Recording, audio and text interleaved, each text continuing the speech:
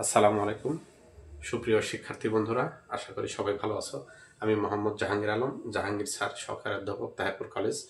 আমার আজকের আলোচনার বিষয় রাসায়নিক বন্ধন। রাসায়নিক বন্ধন অবশ্য তোমরা সবাই কিছু কম বেশি জানো রাসায়নিক বন্ধন সম্বন্ধে।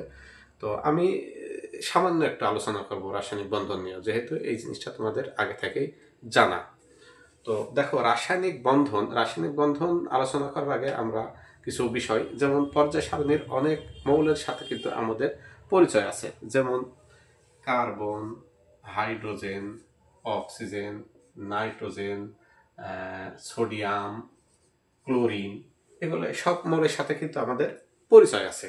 তো দেখো, আমরা পৃথিবীতে মানুষরা যেমন একা থাকতে পছন্দ করি না, আমরা জোটবদ্ধভাবে বা সংঘবদ্ধভাবে বা সমাজবদ্ধভাবে, যেমন বা পরিবারগতভাবে, যেমন একজন মানুষ আরেকজন মানুষের সাথে থাকতে চায়, ঠিক মৌলগুলাও কিন্তু এই এক মৌল আর এক মৌলের সাথে মানুষের প্রতি যেমন আকর্ষণ, এক মৌলের আর এক মৌলের প্রতি কিন্তু একটা আকর্ষণ আছে। এই আকর্ষণের কারণে তারা কিন্তু যুগলভাবে বা সংঘবদ্ধভাবে থাকতে চায়। যেমন মনে কার্বন এবং হাইড্রোজেন, এদের ভিতরে যদি একটা আকর্ষণ হয়, তাহলে যেটা তৈরি হয়, যেমন মনে কার্বন আর হাইড্রোজেনের মধ্যে যখন আকর্ষণ হয়, তখন যে যৌগটা তৈরি হয়, এইরকম একটা যৌগ তৈরি হয়। এই হাইড্রোজেন, হাইড্রোজেন, হাইড্রোজেন, হাইড্রোজেন, এই যৌগের নাম হলো কি? মিথেন। এই যৌগের নাম হচ্ছে মিথেন। তো দেখো, কার্বন এবং হাইড্রোজেন, এই দুইটা মৌল তাদের ভিতর আকর্ষণের কারণে মিথেন যৌগ গঠন করলো। তারা কিন্তু আসলে সিঙ্গেল বা একা কখনোই থাকতে চায় না, তারা সবসময় আর এক মৌলের সাথে যুক্ত হয়ে থাকতে চায়। তো আবার হাইড্রোজেন এবং অক্সিজেন এরা যখন মিলিত হবে, তখন এদের ভিতরে যে যৌগ তৈরি হবে সেটা হচ্ছে পানি। এই যৌগের নাম হচ্ছে পানি। আবার এই যে সোডিয়াম এবং ক্লোরিন যখন একসাথে থাকবে, তখন তাদের যে যৌগটা তৈরি হবে সেটা হচ্ছে সোডিয়াম ক্লোরাইড।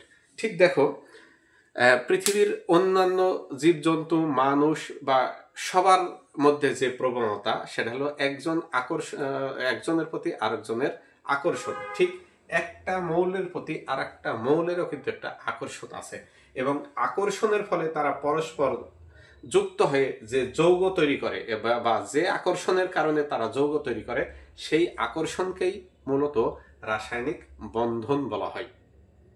আশা করি তোমরা বুঝতে পারছো। আসলে একটি মৌল যে আকর্ষণের কারণে আর একটি মৌলের সাথে যুক্ত হয়ে যৌগ তৈরি করে, সেই আকর্ষণকেই সেই আকর্ষণকেই রাসায়নিক বন্ধন বলে। আশা করি তোমরা বুঝতে পারছো।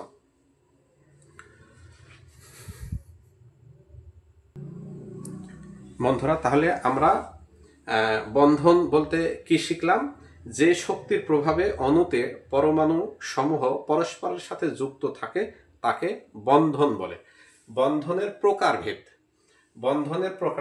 বন্ধনের অনেকগুলো প্রকারভেদ আছে। তার মধ্যে আয়নিক বন্ধন সবচেয়ে গুরুত্বপূর্ণ বন্ধন, সমযোজী বন্ধন গুরুত্বপূর্ণ বন্ধন, সন্নিবেশ বন্ধন, হাইড্রোজেন বন্ধন, ধাতব বন্ধন।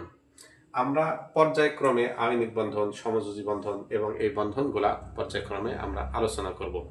আমরা আজকে শুধু রাসায়নিক বন্ধন কাকে বলে এবং বন্ধনের প্রকারভেদ এইটুকু আলোচনায় আজকে শেষ করছি। ধন্যবাদ সবাইকে। আসসালামু আলাইকুম।